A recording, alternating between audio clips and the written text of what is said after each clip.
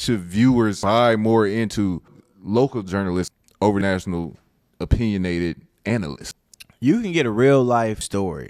I think being around these guys, you honestly get a chance to know them on a deeper level. If you casual, you gonna go to First Take. Why would I trust him and his take when he ain't there? One got the numbers, one let the game on. Two different voices, never the same.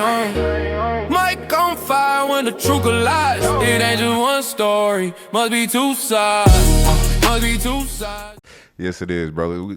So what type of things can you get from being in those locker rooms every day, from being on that field for practice every day, that these national media members could never get? And why should viewers buy more into what local journalists are saying over these national opinionated analysts, like you're calling them? That's a good question. You can get a real life week by week story of like how players are feeling, what they're battling, what they're dealing with, how they look after. So it's like a real storyline. Yeah, it's like we're constantly following the storyline. It's like just because I see something in week 1 don't mean I'm reporting on it in week 2.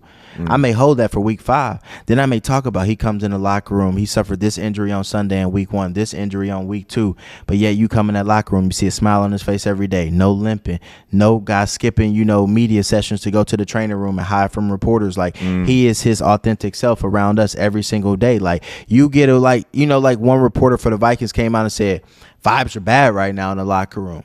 I remember when I read that article, I was like, shoot, you must not be in that locker room. I'm like, I ain't noticed no bad vibes. Hell, I go in there and I talk about SEC football or who got the best college team, and I get them boys riled up like that at the barbershop 12 years old, just talking about who not this, who that. Like, and I remember I had a reporter say, you just say the simplest stuff, and it just gets them all fired up. And I'm like, I know what they're talking about in these locker rooms. Like, I was once in one. Like, I know what would get me going. Yeah. And so, like, I think being around these guys, you honestly get a chance to know them on a deeper level, a personal level, and you kind of know what would make them react in certain ways. Whereas, like, network people, granted, I'm not going to sit here and say they can't pick up the phone and call some of these players or coaches and organizations and find out the vibe. But it's a little bit different when you hear from somebody as he, she says stuff compared to I've been seeing this with my own eyes. They've been happy every week. Like the Vikings are 5-8 right now, something like that. Terrible record.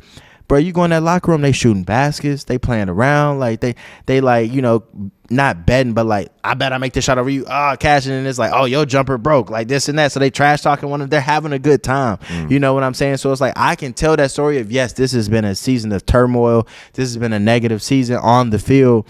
But behind the scenes, these guys are closer than ever. Like these guys are still fighting for one. And so I just think it allows you to find out that player, find out that connection that you hopefully want to pursue. Like Jonathan Gennard, Byron Murphy, like these are some of my guys like that I talk to all the time. So local media is for the real fan. Like if you just a casual, you gonna go to First Take, you gonna go to everywhere else. But if you're a real fan and you really invested in your team, you following your beat writers, because your beat writers are there. Like because local TV, we're not at every game. I'm not going to say her cap. Like we have a reporter, myself and Dawn Mitchell. We alternate the games. Like so, like she has a handful of them. I have a handful of them, and it's dying down nowadays. You'll see it. Like beat writers used to be at every single game. Like so for like the Timberwolves coverage, we don't have a beat writer going to every single game. So like you can't get those personal stories of Ant walking through the tunnels and telling you what a fan said to him and how he responded to that. You're not getting that. But like beat writers for like the Vikings, for example. They're at owners' meetings. They're at scouting combines. They're at the draft. They're in person. They're at training camp, mini camp, OTAs. They're at every single practice. So, like, they're dedicated. A game will happen this Sunday at Sunday night at 7:20 Central Time. It will end at 10:30. These beat writers will have to have their articles done before midnight, and a lot of them go be on the plane by 6 a.m. to 8 a.m. and back at the practice facility on Monday for an in-person head coach's interview. Like they are everywhere. So it's like, why would I trust a Colin Cowherd who's never stepped foot in Minnesota or at the practice facility, or not Skip Bayless, but Stephen A. Smith? Why would I trust him and his take about how the current state of the Vikings are and how these players feel when he ain't there? I'm gonna just go pull up. It's like 8 beat writers for every team. You know, every newspaper has their own thing. I'm just pull up their different articles. I'm gonna read what they say. Like if I'm not there, if I'm not a fan. Now, granted, I'm there, so I don't need to read them. But like in St. Louis, I got my couple of beat writers that I follow for the Cardinals and Blues. Like, let me see what's really going on, because you turn on ESPN, they just giving you highlights in the surface layer Still a fan, stuff. huh? Yeah, Still a absolutely. fan. Yeah. I want to know what's going on. You know? Yeah.